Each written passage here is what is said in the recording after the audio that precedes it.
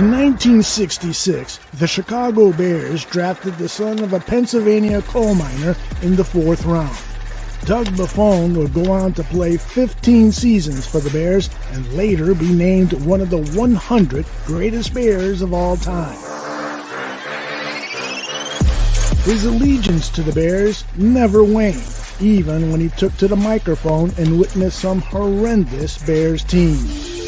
The fact is, there's not the fear put into them, because this game is a lot about fear. You either do the job, or you go home and go sell hamburgers at McDonald's. Doug told it like it is, and that's part of the reason his nephew John has dedicated this show to Doug. And now John Buffone is spreading Buffone-branded beratements just like his uncle. Being a Chicago Bears fan is like being in a toxic relationship that you can't get out of. I think I'm finally done, and then they come back and they say, well, things are going to be different this time. I've changed. We've got receivers now. We've got the quarterback now. And even though I've heard this song and dance before, I go back every time.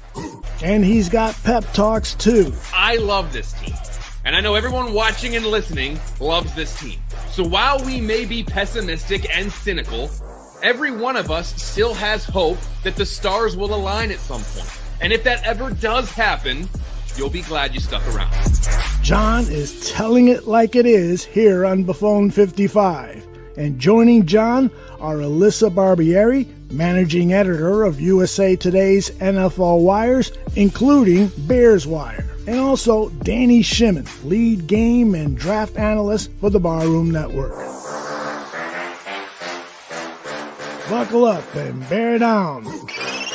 This is Buffone 55, the John Buffone Show.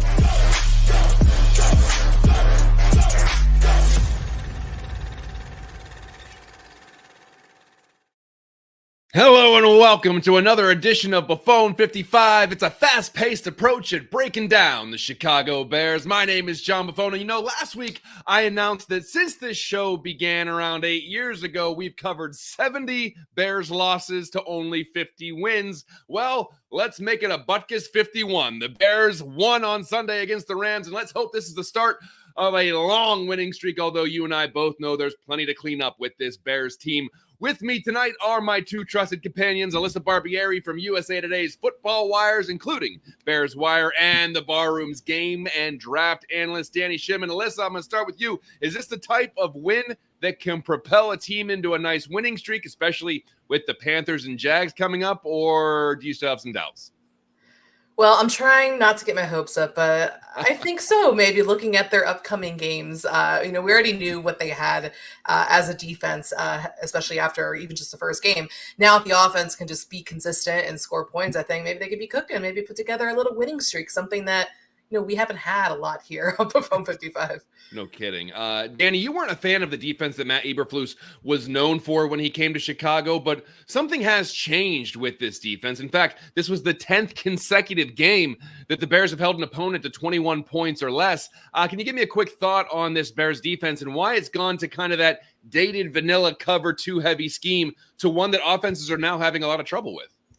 Yeah, and you're right, John. I was not a fan of the true Tampa 2, as you just called it, dated, outdated scheme that Tony Dungy brought and Lovie Smith ran here as well, because basically offensive play callers and coordinators found a way to beat that defense. So there are three factors in which I feel like why the Bears are playing much better. Number one, obviously, I call the Tez effect. The addition of Montez Sweat up front, he does so much in terms of creating havoc, whether he's getting the sack or drawing the attention and allowing other players to get one-on-one, matchups and make their impacts felt. Number two, the hits principle. I know we laugh at it and we joke about it, but this team is, they believe in what this coaching staff is preaching, and you can see. You put on the tape, you watch them on Sundays, they're flying to the football. They're playing through the whistle. It's a full effort defense, and they're young and they're fast and they're getting to the ball and they're making hustle plays. And the third thing is Eberflus has added, since he took over for Alan Williams as defensive coordinator, he's added a bit of a wrinkle in terms of his pressure packages, right? He plays predominantly in the nickel-based defense, but he's added some when he needs to. And he doesn't dial up every time, but when he has to, put pressure on the quarterback, he does some things where he brings different types of packages where it give some doubt or some pause for the opposing quarterback that allows his guys to either make a play on the football, turn it over, get a sack, or even cause an incompletion. And we'll go through all three scenarios with some tape here to back it up from this past week's game when we reconvene later on in your basement. Awesome, Danny. Well, we look forward for you breaking down the defensive tape, and of course, we'll analyze the offense too. But Alyssa, please give our audience a quick rundown of how this show works. I already got myself all pumped up. I did my 55 push-ups before the game. It is like a game before the show. Let everybody know how the show works. First off, did you do them with your index fingers and your thumbs, or? I am like water. Yes, I. Well, our first segment is the signature part of this show. That's when I ask John 5 questions that he answers within 55 seconds. John's beloved Uncle Doug played 15 years with the Bears, wore number 55, and is the inspiration for the first segment that we call B55. Doug went on to become a very successful businessman and broadcaster, and John channels Doug's energy and passion in this segment. Then, after a break to let you know what's happening at the Barroom with our Bears coverage, Danny returns for a segment that we call Buffone's Basement. It's an informal discussion about the Bears.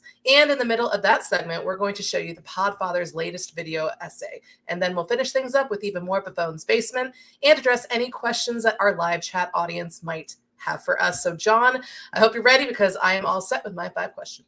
This is the second time this year we've gone head to head with some kind of debate that's going on TV. So we actually very, very much appreciate people tuning into this show. In fact, this might get even more contentious. We'll see. But I am ready for this. Let's go. I'm going to say just only one of us are celebrating a victory tonight. So let's go, John. Here is some insider information for our listeners. During the first half of Sunday's game, we were talking in our Buffone 55 group chat on Twitter, and you mentioned that the Bears were, quote, sucking the soul out of your body. Obviously, things changed a little bit in the second half with the Bears pulling out that victory. So take us through those 3 hours on Sunday afternoon. Well, honestly, it was a pretty typical Bears game for the majority of the first half. The defense was holding strong, and you're sitting there praying that the offense does something. I think at one point I had eaten more slices of pizza than the Bears had yards. Then all of a sudden we saw a spark in the offense in the second half, and you had a feeling that they were going to pull it out. I want to say it was either that big hit by Brisker, or maybe it was the long run by DeAndre Swift, but I want you to envision this in your head. Me sitting in this basement by myself, watching this all unfold, and then I spring to my feet and I scream, "Let's go!" And I was pounding on the basement door that leads to the outside. So upon calming myself down, I thought to myself, if anyone in my neighborhood was within earshot, it's quite possible that they heard someone screaming a phrase that sounds like "let me go," and then there was pounding on the door. It probably sounded like I was trying to kidnap myself in my own house. So there was some intensity on Sunday. It was me after the Montez Sweat strip sack, and I was screaming, and I'm like, the amount of times I've screamed in my house, it is a surprise that the cops have not been called on me. I am just that loud. But yeah, it was a whirlwind of emotions, just like it feels like every Bears game. I mean, the first quarter, again, like you mentioned, I mean, there was one point where the offense had more penalty yards than they had yards. And I'm like, oh God, here we go again. That whole big meeting that Shane Waldron had with the offensive leaders did nothing. And it's the same old. But yeah, things turned around really quickly, I think, after that. And then the offense put together some touchdown drives. And it was encouraging, to say the least, especially after what we've seen from them from the first 3 games. So yeah, definitely lots of screaming. And again, courtesy of the defense, they continue to keep us in it. Yeah, and I've been saying this for years now. I'd rather, take those lessons and learn after a win than saying, what can we learn from the loss? What can we learn from the loss? I'd much rather learn lessons after a win, because those issues are still going to be there whether you win or lose. Let's try to win the game and then try to move forward. So we'll see. Absolutely. And I want to stick with this positive vibe because we don't really get to do that much here. So the offense scored multiple touchdowns against the Rams, and there were flashes of a running game. Shocker, I know. So, John, it wasn't an elite performance, but it was enough to get the job done. What was your take on this offense last Sunday and moving forward? 55 seconds are on the clock. So, yeah, I think you said it. We saw a running game that we've been dying to see all season. DeAndre Swift had 93 yards on the ground and a touchdown, and also showed what he can do in the passing game with 7 catches for 72 yards. That's why you signed him, and that's what his skill set provides. It takes the pressure off of your rookie quarterback. And then you had Roshan Johnson in that battering ram role being utilized at the goal line. Maybe that whole players meeting with Shane Waldron did something. I don't know. It didn't start out hot, but they got more comfortable as the game went on. Caleb certainly looked more comfortable. His touchdown pass to DJ Moore, I thought, was just an incredible throw under duress. It was also nice to see Keenan Allen out there despite only having 3 catches. Overall, this was probably their best offensive performance so far this season. And if you're a Bears fan, you're somewhat encouraged that things seem to be progressing a little bit rather than staying completely stagnant like we've seen in the past. So there is certainly some positive to take out of this. Yeah, absolutely. And like you said, I mean, while it felt like in that first quarter, especially that meeting that Waldron had with the offensive leaders didn't do anything. After the game, DJ Moore was talking about how, because like one of the things was they wanted Waldron to coach him, and Mercedes Lewis talked about that, and to be hard on them. They can take it. They're big boys. They want to win. And DJ Moore was talking about how Waldron was on the sideline when things weren't going well and really giving it to the players and really getting them there. So I mean, I definitely think that was encouraging. And I mean, it's baby steps, right? I mean, we knew there was gonna be a lot of ups and downs, maybe not this much, but it's encouraging to see the offense making strides, starting with the run game. This is the first time they had over 100 rushing yards this season, and especially coming up against some of these opposing their opponents that have some defenses that are struggling. I think there will definitely be opportunities for this offense to continue to build upon itself. Incremental progress is still progress. Right. Especially with this offense. Exactly. So, John, we aren't going to get too negative on this show, but it wouldn't be a Bears podcast here at Buffone 55 without pointing out some of the shortcomings. So, John, the Bears beat the Rams, but as we said before, there were plenty of things to clean up. Were there any glaring concerns for you as the Bears enter the second quarter of this season? You've got 55 seconds. Alyssa, why are you bringing me back to reality? I don't like to live in reality, but yeah, I guess the offensive line's still a problem. The line as a whole got some pretty crappy PFF grades for whatever that's worth. They're switching guys around. Guys are getting hurt. So in addition to not being a great unit, they're not getting a chance to be a cohesive unit either. And in a weird way, I'm hoping that it really is the back injury that's hampering Darnell Wright, because I think we're all hoping for him to take a big step in year 2, and that really hasn't happened yet. I did happen to love Doug Kramer in at fullback. I know I'm supposed to be complaining about stuff for this question, but I just thought that was really awesome. And then another thing that irked me were the penalties. They had 10 penalties totaling 84 yards. When you are a team that probably is going to need to win the majority of your games, in tight situations and tight games, those mistakes can crush you, especially if they're pre-snap penalties. You have a fledgling offense that's trying to find its way. Don't turn a 3rd and short into a 3rd and long because of a mental mistake. Yeah, I remember back during training camp, a lot of the complaints and the issues with the offense stemmed from a lot of those pre-snap penalties. And it was something that they needed to clean up, and it just continues to rear its ugly head. So they really need to get that down, especially when you're playing at home as well. The thing, I guess, the offensive line, again, as well as complaining about, but, they got some stuff going in the run game there later in the second half. So, I mean, there are some encouraging things, but I think that offensive line is still the Achilles heel of this offense, and we need to continue to see some progress. 100% agree. So, John, this show used to love talking about special teams, but somewhere within the misery of being Bears fans, we lost our way. But we are bringing it back.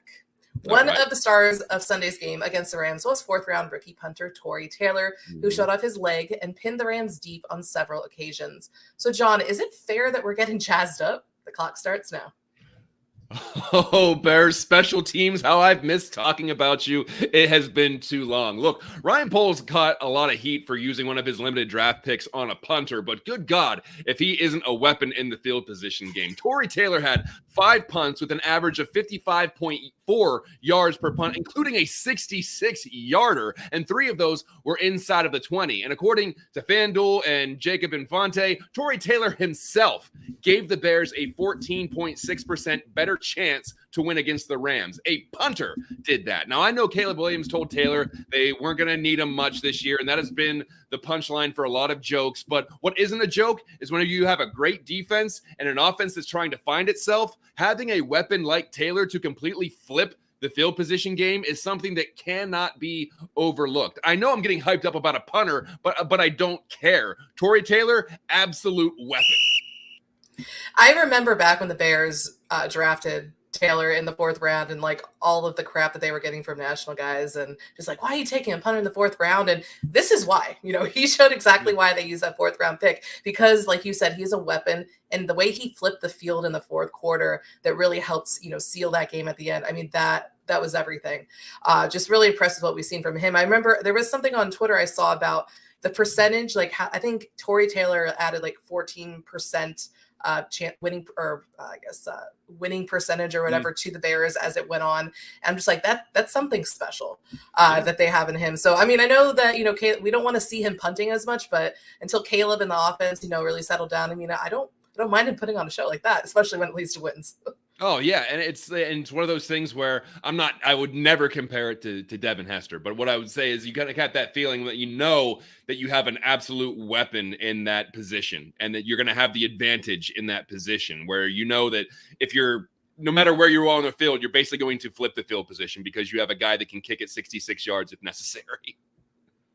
Man, there's nothing quite like defense and special teams. It just defines the Bears franchise. I can't wait till we get excited about the offense just doing ridiculous things. But until then, we'll be excited about the punter, and I'm fine. Exactly. We'll take anything at this point. We just want anything that leads to wins. Okay, so our last question. Like we said before, the Bears are entering the 2nd quarter of this season, where they currently sit at 2-2. In their next 4 games, they face the Panthers, Jaguars, Commanders, and the Cardinals. John, how confident are you that the Bears can outperform that 2-2 start in their first 4 games and finish 3-1 in the next 4 games? 55 seconds and go. How confident am I? This seems like a trap.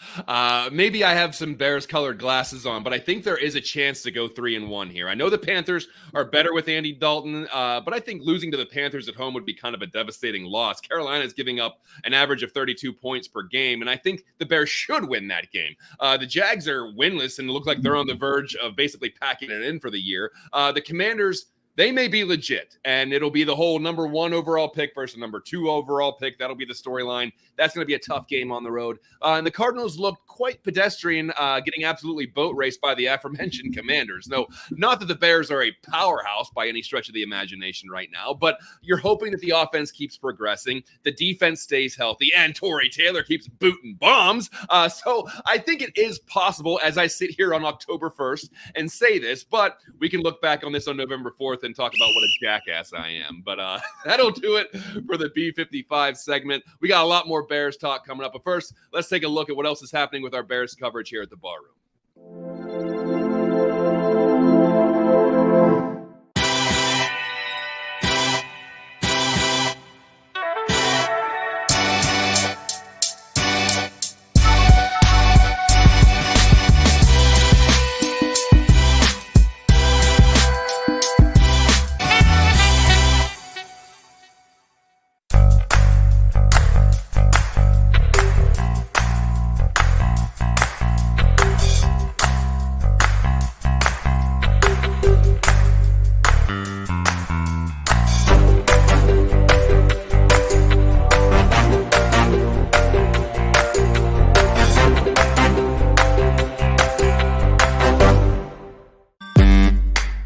Bears. Because of the way they play the nickel corner here, and the nickel corner plays 88-85% of the snaps. He's got to be like part linebacker.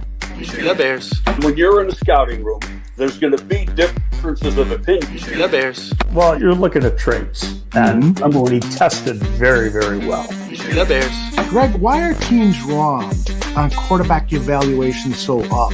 Number one, it's a hard position to evaluate. Former Bears scouting director Greg Gabriel talks football live every week on the Barroom Network. Also available on demand.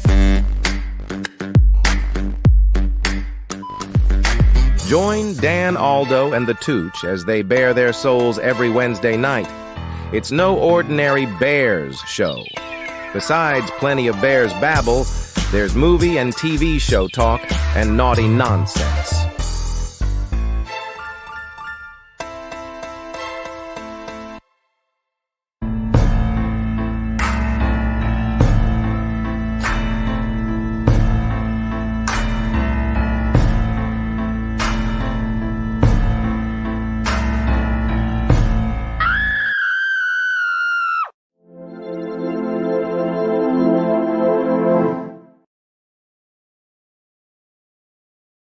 Welcome back to Buffone 55. I was enamored by that Halloween special commercial before, and I cannot wait.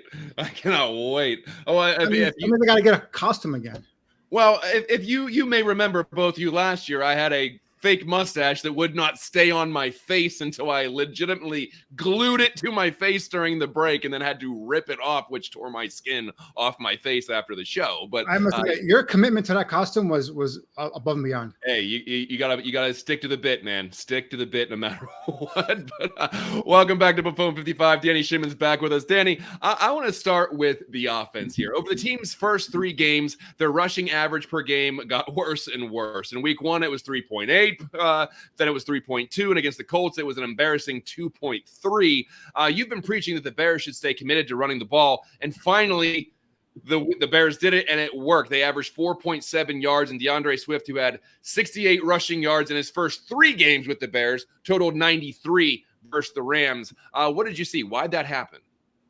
Well, first of all, John, for the first time in 4 games, the Bears actually in terms of attempts, had more rushing attempts than actually Caleb Williams passing attempts. So that they stuck to the run game. They committed to it.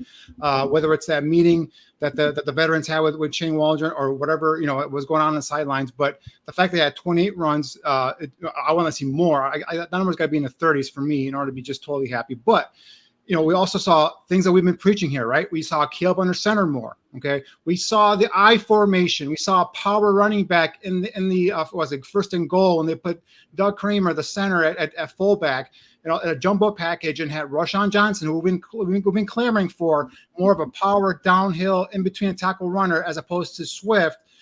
He come in and he runs the ball and he power through for a touchdown. So I think that took some of the pressure off, sticking to the run. And then we'll get into this a little bit later on. But I think the extension of the running game with the short passing game was also enhanced in this game as well. We saw a lot of quick action game. The ball was out of Caleb's hands right away. Some of it was to offset the fact that Braxton Jones was getting just his lunch given to him by the rookie Jared Verse. I think that was a good sign there. Another good sign, a positive sign in the development of Caleb, is the check down. He took the check down, which a lot of times was a dump off to the running back. It was a 2nd and 9, became a 3rd and 1, or even a first down. So I think those are some of the things that we saw, the positives that I liked in this game. There are some negatives as well, and we'll touch upon that later on, I'm sure. Alyssa, can you remind me, what was the state of the Rams' run defense coming into the game with the Bears? I don't think they were as bad as the Colts were ranked, but I think that they were also pretty bad.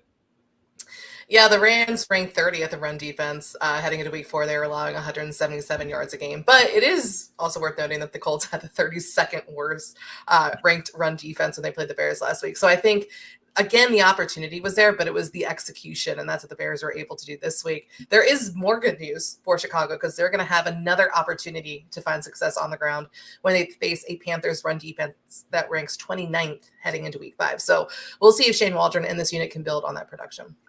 Let's hope. With that, so that's the running game. Let's move over to the passing game. Danny, the general consensus is that Caleb Williams has been making incremental progress week to week. How would you evaluate his progress and basically that of the offense in general?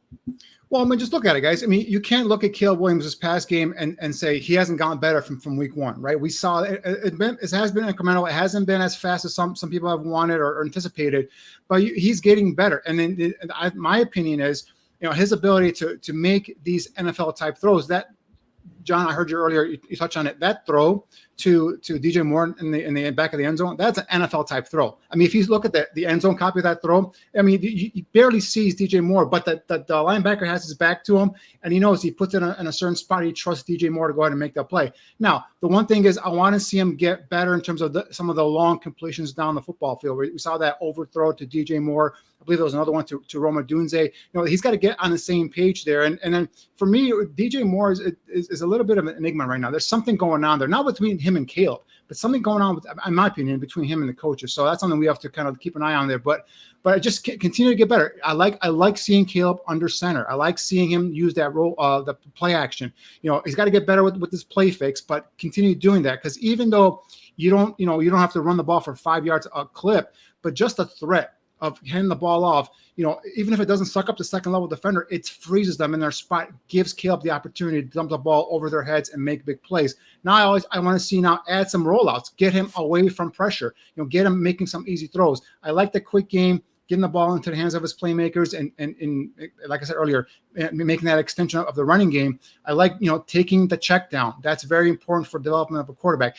Caleb has shown guys already, his pocket presence is there already as a rookie, right? We just got to be able to kind of build that wall in front of him, keep him clean and allow him to go through his progression and get comfortable, especially with his feet, form a solid base underneath him. And now you're going to see Caleb dinking and dunking and making plays all over the football field. So it's coming. It's taking slower than we anticipated. But just don't get this kid killed, right? The offensive line, Braxton Jones, this week is, and obviously, Coleman Shelton as well. But, just let's keep this kid upright and healthy. And we will see that steady progression that we're seeing. Because I don't know about you guys, but I see a world of difference in terms of Caleb Williams from week 1 versus the Titans to what we saw this past week versus the Rams. Well, Alyssa, it's inevitable that fans are going to start, and they've already have, comparing the play of the second overall pick, Jaden Daniels of the Commanders, and Caleb, the first overall pick for the Bears. What can you tell us from a statistical standpoint about the two after 4 games? Now, obviously, that's not going to tell the entire story, but this is what people try to basically cling to.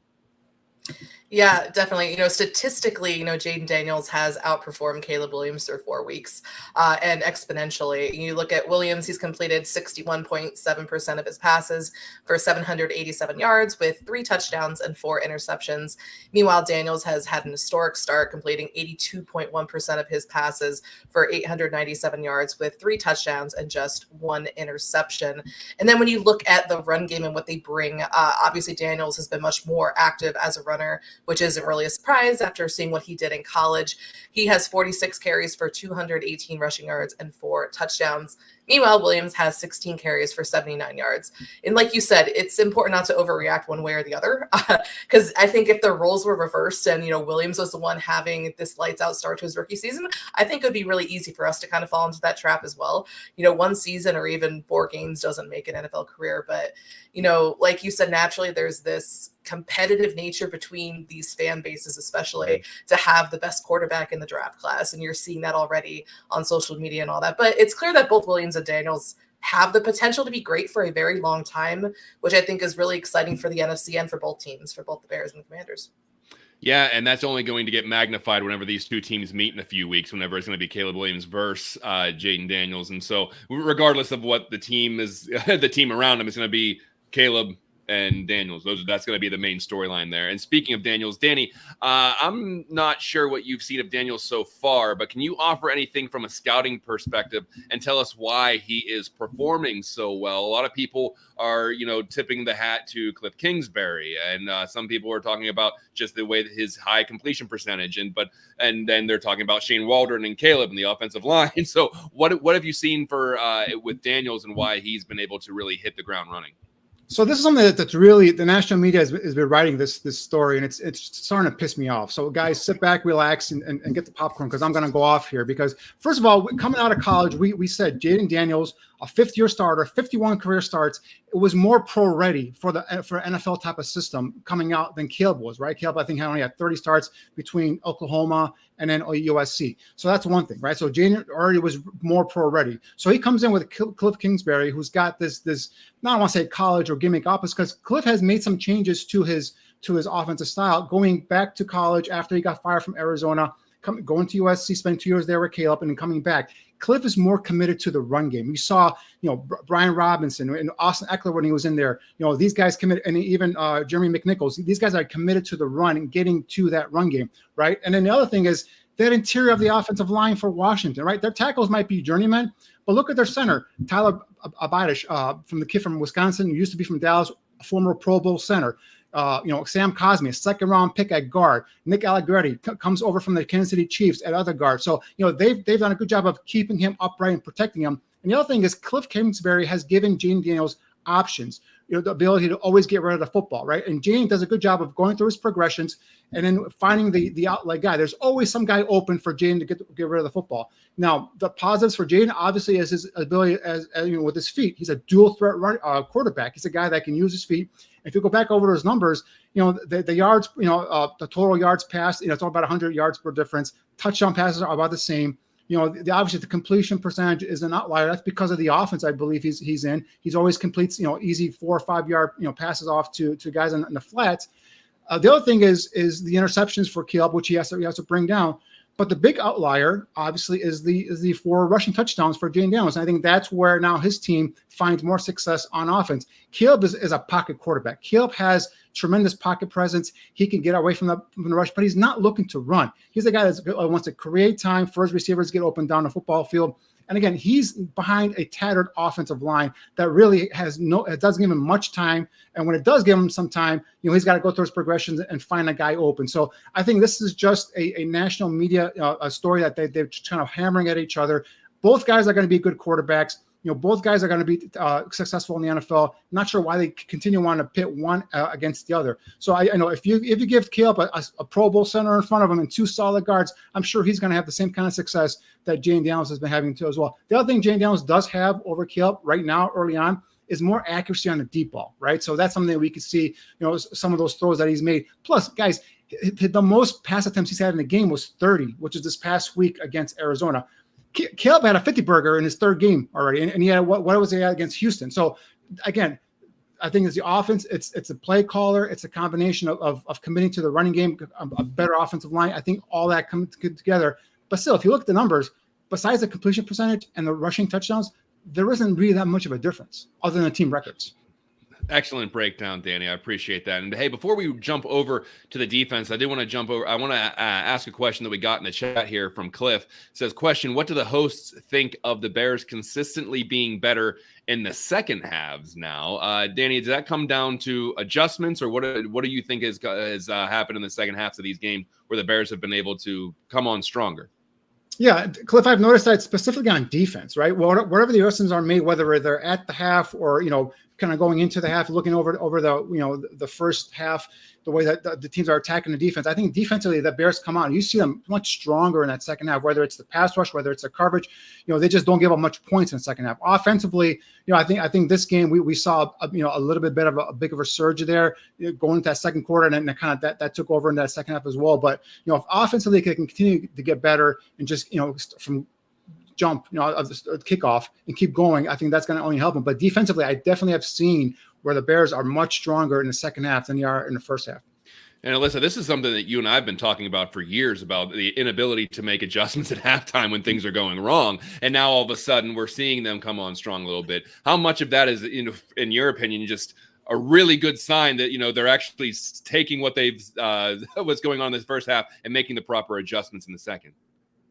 No, I agree. I think that is a really good sign because we've seen, how many times last season where they sucked at both halves and they failed to make any sorts of adjustments. But even like the offense, especially in this last game against the Rams, where they really, they after that assist from the defense with the takeaway that really set them up for that Roschon Johnson 1-yard touchdown run, and they really started to build off of that in the second half, and they really made those adjustments. And I think that's, Shane Waldron, we talked about that. Maybe he deserves some of the credit here for getting his guys ready and responding to, that meeting and them wanting him to coach him up. I think it's really encouraging to see the offense especially, but like Danny said, the defense, how many times last year they built that big lead only to blow it in the end. And now we're seeing them, maybe they get off to a slower start, but then now they're putting it together in the second half and managing to mount some late comebacks. So I think it's really encouraging. It's different, but now we want to see them put together a complete game. Just let's get together in the first half. Faster. Let's not get too greedy, Alyssa, but I understand where you're coming from. You both mentioned the defense. Danny, I want to jump over to the defense now because we began the show with you talking defense, and you promised us some video analysis. What do you got for us today? Right. So I touch on three factors, in my opinion, that has helped this defense become, one of the better defenses in the league. And first and foremost is that Montez Sweat addition. And I think this could go down as Ryan Post's best trade ever as a GM of the Bears. So here's the first clip here. We're talking about it's at 1st and 10 at the Rams 20-yard line in the second quarter. First of all, they got Sweat lined up one-on-one against the tight end. They bring over that rookie receiver, Jordan Whittingham, to kind of chip on him, but Sweat just overpowers him and just gets to the quarterback and gets a strip sack, gets the ball out of Matthew Stafford's hand, and I think Gervon Dexter recovers it. But if we can go back, Aldo, if you can rewind it back to that all-22, right before Sweat gets to Stafford, I want to show something here real quick, just show you the importance of what Montez Sweat just did here. So as he starts his rush at Stafford, I want you to stop it right before he gets to Stafford. Aldo, if you could do that for me, please. Keep going. I'll tell you when to stop. If you could just go ahead and run the play right here. We'll see Sweat go up against the tight end. He gets into double team, comes run through right there. Stop right there. And you see here, Stafford is looking down at Demarcus Robinson here, who's got inside leverage on Stevenson at the 40-yard line. And for me, Edmonds has been caught flat-footed. His depth on his drop is not far enough. So now Stafford has a alley to throw the ball, a wide open receiver, and that's going to be a 15, 17-yard gain. Who knows how much Robinson gets after the catch. And so that's a big play right there that Montez Sweat by himself went through two guys, stripped the ball from Matthew Stafford, and went ahead and got the sack and got the ball back to the Bears. So again, this is what I'm talking about in terms of adding this type of playmaker, this type of talent to that defensive line. Not only has he elevated his play and gotten better, you can go ahead and run the rest of the play if you want, Aldo, but Gervon Dexter has gotten better, and we see him maturing with this one-on-one matchups week in and week out.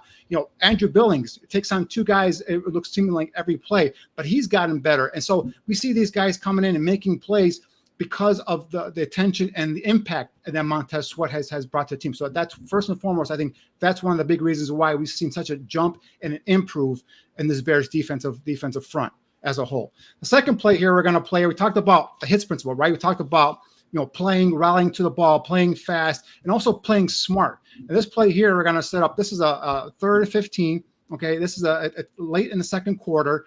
I like here the way he's set up, the way Eberflus set up the defense. He's got both Sweat and Darrell Taylor lined up next to each other on that right side. All right. One thing you'll know here is these guys are coached up because as soon as the ball is snapped, the offensive line goes ahead and lets them get through right away. If you're a defensive lineman, you see offensive lineman let you pass through to the quarterback. Bam. That means they're going to go set up a screen right behind you. Don't keep rushing to the quarterback. Stop, get your hands up, do whatever you can, knock that ball down. And you see Darrell Taylor here knocking that ball down. If we can go back to the all-22 again, Aldo, right before that ball is tipped by Darrell Taylor, I want to show something here real quick. This is a tremendous play call, first of all, by Sean McVay. When he motions or he releases Kyron Williams out to the flat here, stop right there if you can. You see both linebackers, Edmonds and Edwards, flow to the running back thinking he might be getting the ball. Now, if you take a look at here, if this ball is completed, right, this is all completed to Tutu Atwell, who's a shifty, fast receiver. They've got two receivers for those two defensive backs. They've got three offensive linemen releasing to that next level on that one safety, Brisker. This could have been a touchdown. It probably would have been a touchdown. But because of the fact that Taylor recognized that they let him through, it's going to be a screen right behind him. Stopped, got his hands up on the ball, tipped it, and it's a complete pass. Again, this is a minute and 9 left in the first half. This could have been a big potential play here, another scoring play for the Rams that was thwarted because Taylor read his keys and got his hands up and knocked that ball down. So again, hits principle, being coached up, playing fast, and being also aware in terms of what's going on, awareness in terms of what's going on, keying on your assignments, keying on your keys there as well. The blocker, he lets you get right through. Some guys just want to go right at the quarterback. Oh wait, I got a free pass. The young guys, right? Now this guy, no, he stopped. He said, "Oh, hold up, let me go. This is too easy." Jumped up, knocked the ball down, saved what I think would have been a touchdown there. This third play is, again, we're talking about what Eberflus brought here with this cover two base, bringing some of that, I don't want to say exotic, but different packages. If you stop it right here, Aldo, if we count the number of Bears here in the box, we got 8 Bears lined up here in the box versus 7 blockers for the Rams, right? If you go and run it, Aldo, you're going to see Tutu Atwell go in motion. That's going to bring Kyle Gordon over. That tells Stafford right there that this is man-to-man. Okay, so he drops back and he goes, all right, someone's coming. Now, he thinks it's Edmonds. He looks at Edmonds. He's looking straight at Tremaine Edmonds, and he says, oh, that's a guy. But he doesn't pick up or realize that it's Brisker, because when he lines up Brisker and Stevenson up in the box, we'll see this replay right here.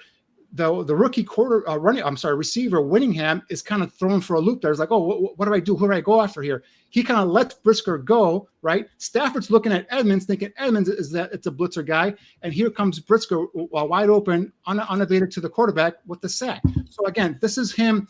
Again, it's not exotic, it's not crazy, but what it does is it gives the quarterback pause to say, all right, there's someone coming. Post-snap, he's got to hold on to the ball a little bit longer than he wants to. What that does is that buys time for the defenders to get either to the quarterback for a sack, drop back, make a play on the football, or cause an incompletion. So I think this is where Eberflus, I have questions about him as a head coach. No doubt about it. I've been vocal about that. But him as a defensive coordinator is very impressive. And I think this is these are the wrinkles that he brought to this defense and this element that I think has helped propel this defense into being one of the better defenses in the league. So those little slight adjustments where you kind of make the quarterback think post-snap, who's coming, where's he coming from, disguising the blitzer and all that stuff. And he doesn't use it all the time. And that's the great thing about it. He uses it when he needs it, right? He uses it at certain points of the game, whether it's a big passing down situation, or even when I've noticed times where he wants to generate some sort of momentum for the defense, he goes in and he brings an extra defender, maybe sometimes even two defenders. So that's the wrinkle that he's brought that I really come to appreciate in terms of what Eberflus has done. That's some good stuff, Danny. So let's turn to someone else who usually delivers some good stuff every week too with his videos, the Podfather. This week, Aldo decided to stop yelling at his TV during a Bears game and instead deliver a request to a higher power. 92 yards away from tying the game with 63 seconds and no timeouts. Stafford unrolls, hit as it throws, ball game, Brisker, Bears win.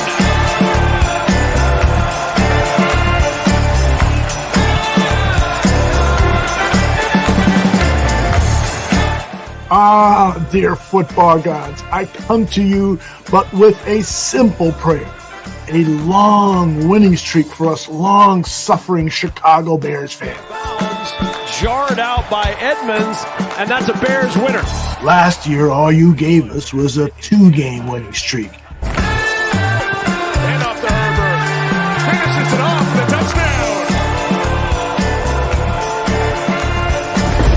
Pressure coming. Fields over the middle. Intercepted. And Matt Eberflus's only claim to a long streak is the 14 straight losing games he had over the 2022 and 23 seasons. And Matt Eberflus is going to have to answer a lot of tough questions after this game. Thank you for the 7-game home winning streak the Bears currently own. Protected. Williams to the back of the end zone for DJ Moore. And I don't mean to be ungrateful, but it's been a long time since we had such a streak. It's a perfect fall day in Chicago, and it's time for a good old-fashioned NFC North rivalry game. 2005 was when the Bears won 8 straight, starting with a 28-3 win over the Vikings in Week 6 and going through Week 13, a 19-7 win over the Packers. Picked off by Nathan Vassar.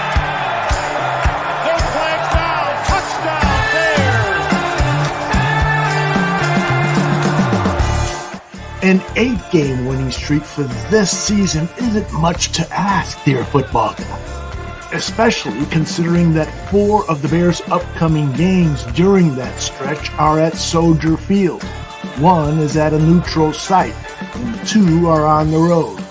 Yes, the road games, especially the one in the nation's capital, are not free lunches.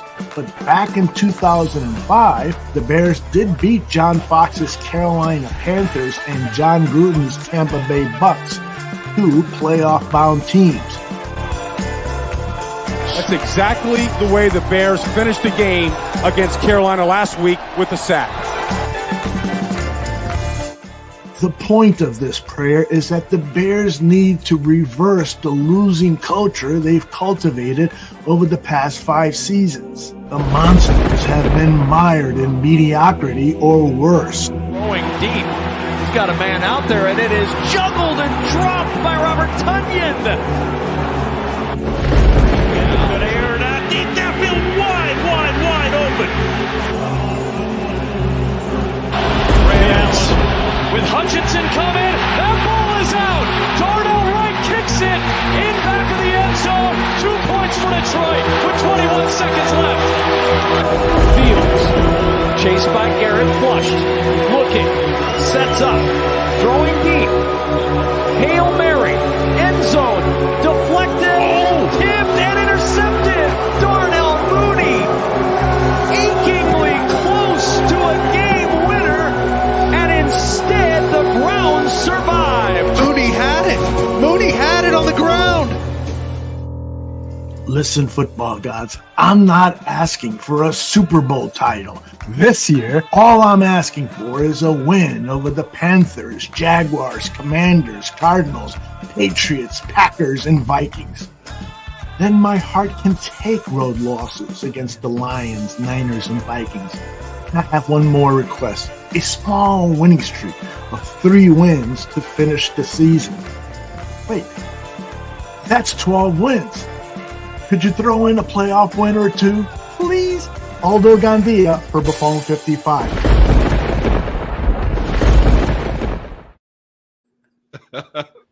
He's not asking for Just much. when you think he can't get any better, he just outdoes himself with that. I'm Just brilliant. Yeah. The only thing missing was a Torrey Taylor punt.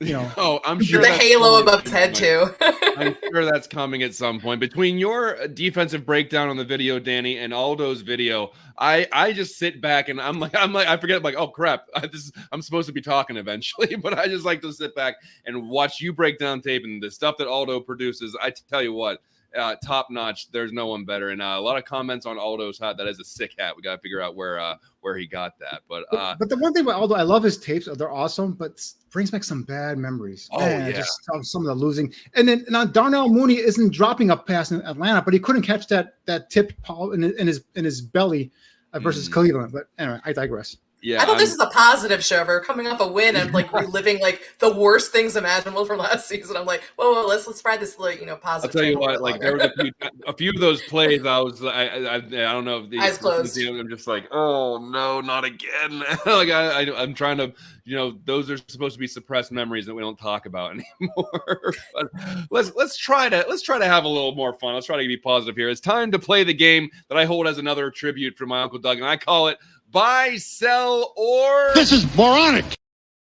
Oh, we are killing the cues now. I tell you what, we are firing on all cylinders, and I'm setting our bar Hey, high. it's week 4. We had our talk to our offensive coordinator. The veterans came and talked to our offensive coordinator. Right. We got it on track now. We had a players only half. meeting. That's right. It's the second half. And listen, the Bears have now won 7 straight games at Soldier Field. That's the longest active winning streak in the NFL, which is crazy to think about. Just take a look at the remaining home games that are at Soldier Field, and we won't count that Jags game at Tottenham, where technically the Bears will be the home team over in England. But this is who is left. The Panthers this Sunday, the Patriots, Packers, and Vikings in November, and the Lions and Seahawks right before Christmas. Do you buy, sell, or This is moronic. put that one on me? I didn't cue that up very well. That the Bears can win out at Soldier Field for the rest of the season. That's 6 games. I did not put this in the rundown, by the way. But Danny, we'll start with you. Buy, sell, or is this moronic that the Bears could win out at Soldier Field? Cue the clip. This is moronic. I mean, This is moronic. Have we seen what the Vikings are doing to the NFL here? Have we seen what the Packers? I mean, I know that they're not. Their record isn't great shakes, but I mean that's a talented team there.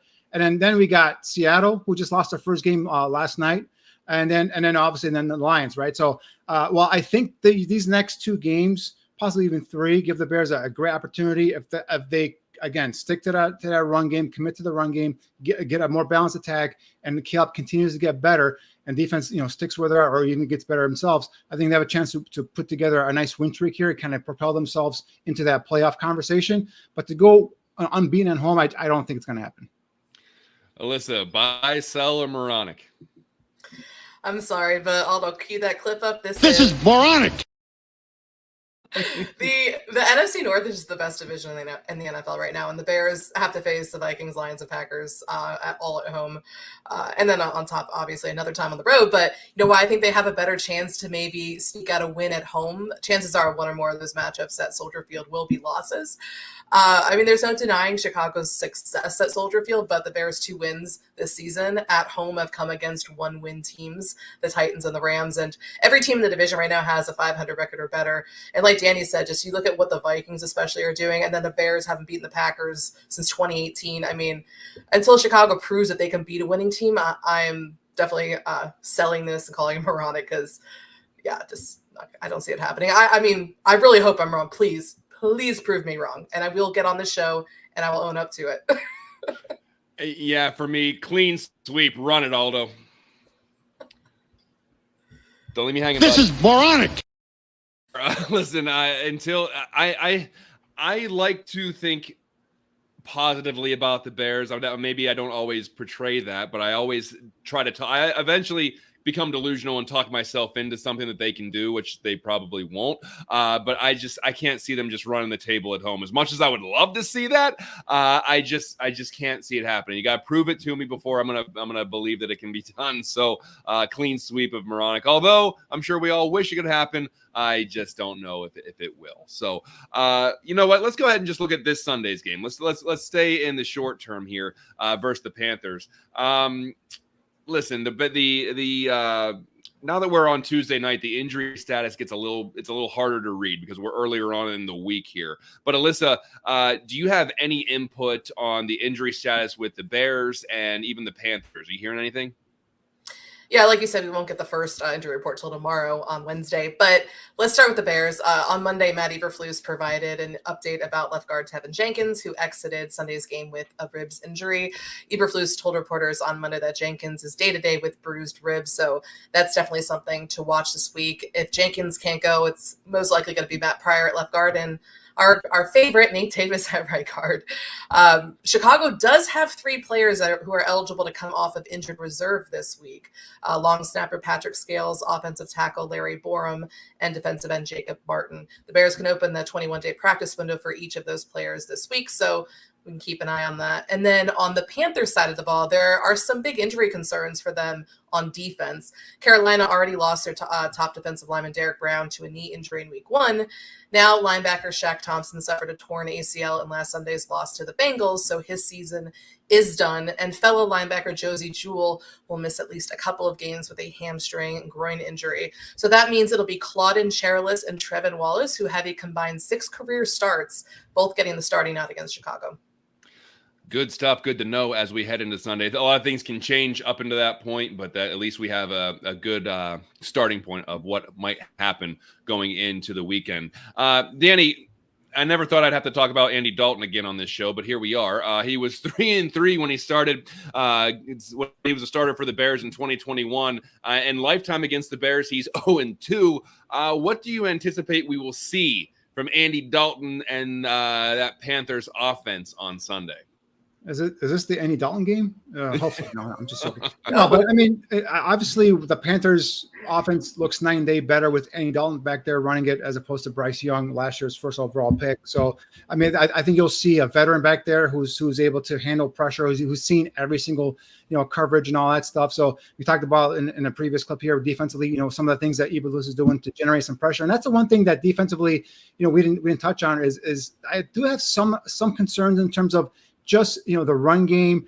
I think, there are some times where their run defense can be a little bit, too many holes there. But obviously we talked about it. They can make adjustments and get better in the second half. So as long as they the Panthers don't go wild in that first half, Dalton is dangerous. Dalton is a guy that can make all the throws, still has a decent arm, still will give you a shot if you want to make a play on a football and turn the ball over. So again, I think that pass rush and that coverage back there is going to be key for the Bears defense. They only really have one dangerous weapon. That's Deontay Johnson. With Adam Thielen out, Xavier Legette, the first round pick, has a touchdown, but he hasn't really done much to date yet. So, you shut down Deontay Johnson. Chuba Hubbard is in there as running back. So you kind of limit him. And I think you kind of you blanket Deontay Johnson with Jalen Johnson. I think that's a way to go ahead and stop. And I think the Bears have a good shot to go ahead and extend this winning streak and beat the Panthers. They're going to be favored, and in my opinion, they should win this game. All right, guys, you talked about them winning. So let's go from some score predictions. Danny, I'll start with you. The Bears are going to be favored. I'm not even sure what the line is right now, and it'll probably change quite a bit as we head into the weekend. But what do you have the score being? Given that Carolina does give up a lot of points, but the Bears offense still trying to kind of find its rhythm. What do you got with them? Well, I'm going to get a little more creative. So I say Bears 24, Panthers 17. I'd say Keenan Allen gets his first touchdown as a Bear. I say, Rashawn Johnson gets back in that backfield with Doug Kramer or someone in front of an I formation, gets to score his second or third touchdown of the season. And I think, Caleb throws another one to maybe pick a guy, tight end, Cole Kmet. So I think 2 touchdowns from Caleb, a rushing touchdown from Rashawn Johnson. I think the Bears go up and tack on a field goal from Santos. I think the Bears win 24-17. So, of course, now the Bears are going to lose. And Alyssa, you put in the chat, the Bears are currently -4 heading into this game. So do they win and do they cover? Yeah, I mean, I feel like I'm jinxing it too. Yeah, I have the Bears winning. Similar score to Danny, actually, 23-19. This game doesn't look as easy as it did a few weeks ago when Bryce Young was the quarterback. Really, really unfortunate that he's not going to be in here and that our second-round pick is not going to be as high potentially as we thought it would. But, Andy Dalton hasn't faced a defense like Chicago's yet this season. So I think there will be opportunities for this defense to force them to the kind of mistakes that we saw them do against Stafford last week, a veteran. So the Bears offense, I think, does also have a chance to take another step forward against this Panthers defense, which we talked about. They're one of the worst run defenses in the league. And then also this passing defense has allowed 9 passing touchdowns in 4 games. So like Danny said, I think Caleb gets a couple of passing touchdowns here. I think it could end up being another close one potentially, but I'm picking Chicago to pull this one out and to cover to keep that home win streak rolling. Yeah, I'm going to have them covering just by 4 points. I'm going to say 27-24. I think it's going to be a weirdly close game. I think there's going to be some frustrations as there are with most Bears games. But I think there's going to. It's 27-24. I meant 23. I did meant to say. I swear I was not a math major. In case you hadn't noticed, 27-23. That's what I wanted to say. So I think that they do cover just by 4, but it's going to be kind of a weird back and forth, and maybe it's one of those big plays towards the end that we saw. I'm not going to call it pick 6 like I did before, but I think there will be some kind of big play to put the Bears over the edge here. Okay, so we got game predictions. Danny, we like to close out the show by getting some of these mini scouting reports that you're posting on the Barroom's YouTube channel under the name Shimon Spotlight. You got a player for us this week? Yeah, and I'm going to Ames, Iowa. Tooch, if you're out there listening, this is your neck in the woods, buddy. I'm coming here for you. So obviously Iowa's got a horrible offense to look at, but their offensive linemen are pretty damn good. And I got another one here, Connor Colby, the right guard, 6'5", 305 pounds, 4-year starter, 41 career starts and going. He's had 28 starts at right guard, 7 starts at left guard, 6 at right tackle. Versatile offensive lineman, gives you that positional versatility. Started as a true freshman. This is a guy that got terrific size and play strength at the point of attack. He's a guy who drive his feet, will move defenders backwards and off their spots, can spring out of his stance and trap and pull, can reach block to steer and seal off those inside defenders. We'll look to bury and finish his defenders at both the line of scrimmage and at that next level when he releases. Plays with a natural knee bend and balance as a pass protector. You see him ability to shuffle, slide, and stay in contact with his defensive lineman and pass protection as well. So very talented interior offensive lineman. Again, position versatility, 4-year starter, very experienced, 2-time academic All-Big Ten, 2-time All-Big Ten member. And again, offensive linemen from Iowa and occasionally tight ends from Iowa are usually come to the NFL and have great success. And I think Connor Colby is another guy lined up here where you can probably get him in late day 2, early day 3. There's question marks in terms of his athleticism, in terms of his feet. How does he match up with NFL type athletes at the defensive line? I think that's going to be proven to be something that he overcomes eventually. But again, this is a guy that potentially come in at day 2, day 3, and be a starter for you for years to come. So Connor Colby, offensive lineman, guard from Iowa, is this week's Shimon Spotlight. Never too early to start looking at some prospects that could potentially help the Bears out in the Interior coming offensive lineman. Interior offensive lineman, that's all I'm looking at. Yeah. Well, I think that's what the Bears should be looking at as well. Well, any lineman would be fine, I guess. So let's go to one last question out of the chat room before we wrap this up. It's from Tony. It said, would Poles trade Keenan Allen to Kansas City for an offensive lineman? I don't know what offensive lineman they would get. We've only seen Keenan Allen for one game. I know that the Chiefs are, depleted of wide receiver help right now, and they could be looking around for something. I don't think that Poles would get rid of Keenan Allen after seeing him for one game, especially trying to bring along your rookie quarterback to try to give him as many weapons as possible, unless you're going to get a real quality lineman. I just don't know. I don't think the Chiefs would part with a quality lineman for Keenan Allen for a rental. But anybody have a differentiating opinion on that? No, I don't think that's going to happen. I mean, Keenan Allen's oft injured. He's in the last year of his contract. He's a veteran. Yeah, what offensive lineman, like you said, John, what offensive lineman the Chiefs going to give you? Not a starter quality that's going to come in and here and play for Keenan Allen. I think he's a guy that gives you some experience in that receiver room. Obviously, him and Caleb have a good relationship. So, at worst case, I would just hold on to him and maybe you'll get a comp pick if he goes and signs somewhere else for at a next year's draft compensation. So I'd rather hold on to him. Plus the Chiefs have a better option out there, to be honest with you. I mean, I think the name I keep hearing with Kansas City is DeAndre Hopkins, the guy from Tennessee that is on the last year of his contract. He's a veteran that would come in there. I think he would elevate that receiver core for KC. So DeAndre Hopkins from Tennessee going to KC is probably a name to keep an eye on. Yeah, Alyssa, I don't think it's going to be Keenan Allen, the guy that's going to be moved, but just like Danny said, who do you think might be on the move if it's going to go to Kansas City? I don't think it's going to be Devontae Adams because I don't think they're going to trade within the division, and I don't know if they have the cap room for that anyway. But there's some other guys out there. Danny mentioned DeAndre Hopkins. That's a great call. Who knows if the Panthers see this as a wash already? Maybe they part ways with Deontay Johnson. I think he's in the last year of his deal, and maybe there's some lower tier guys that could be parted with. Go ahead, Danny, real quick. Well, I'm sorry. One name to keep an eye on, a sneaky name, Amari Cooper from Cleveland. He's not happy there. He's the last year of his contract. This is the type of move that KC would make to kind of put him over the top. Amari Cooper, DeAndre Hopkins are two names I'm kind of keep an eye on here for maybe going to KC. And I think I heard something about the Browns converting a lot of his salary into some kind of signing bonus, which would make it a very trade-friendly asset because the team won't have to take on a lot of that cap space bringing him in. But Alyssa, what are your thoughts on any wide receiver on the move, or if the Bears could be moving on? I'm actually all for Amari Cooper going to the Chiefs for fantasy football purposes. I just want to put that out there. But I did see this trade proposal on Twitter, so from Nick Rohde at Chicago Nick, where the Bears would receive offensive guard Trey Smith, and then the Chiefs would get Keenan Allen and Khalil Herbert. And we saw Herbert didn't have any snap or any rushes. It was all DeAndre Swift and Roschon Johnson on Sunday. So I don't know. Chiefs would not make that deal. They would not. Would you make that deal? I'll make it in a heartbeat. I'll make a heartbeat because you get Trey Smith, a young offensive lineman who's going to be a fixture, a right guard for you for years to come. But the Chiefs will not make that trade.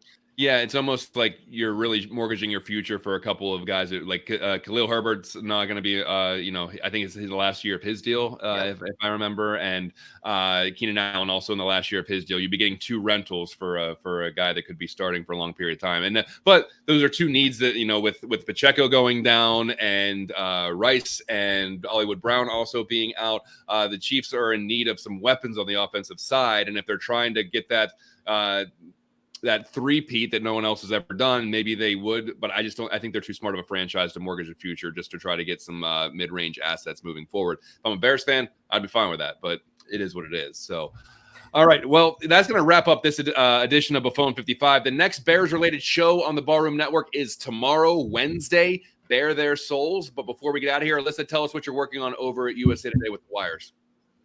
Yes, over at Bears Wire, as always, we're getting ready for Sunday's game against the Panthers. We got all the latest news, analysis, injury updates, game previews leading up to kickoff on Sunday afternoon. And we're also going to have plenty of post-game coverage to follow what is hopefully another home victory. So make sure to check us out.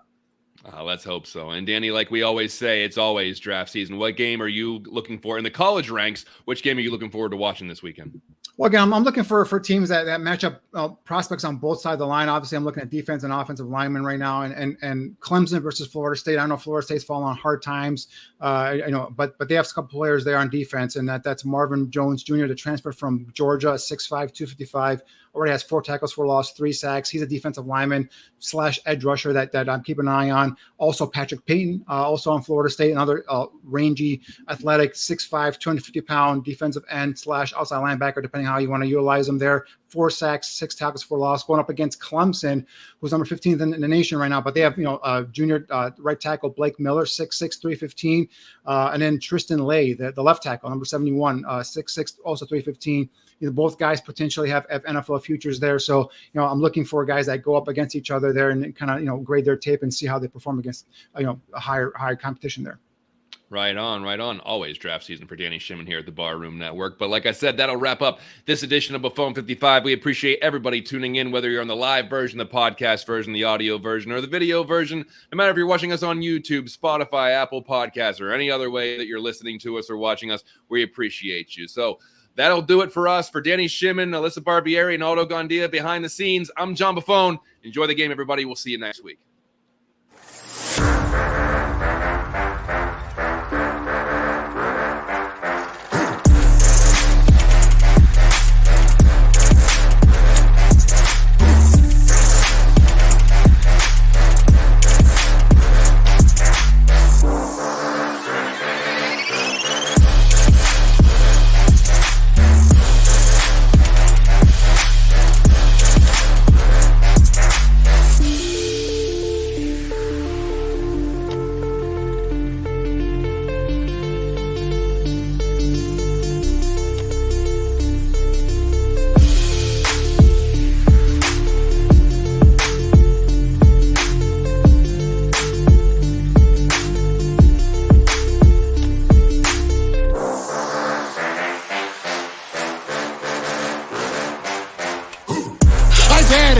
I have had it.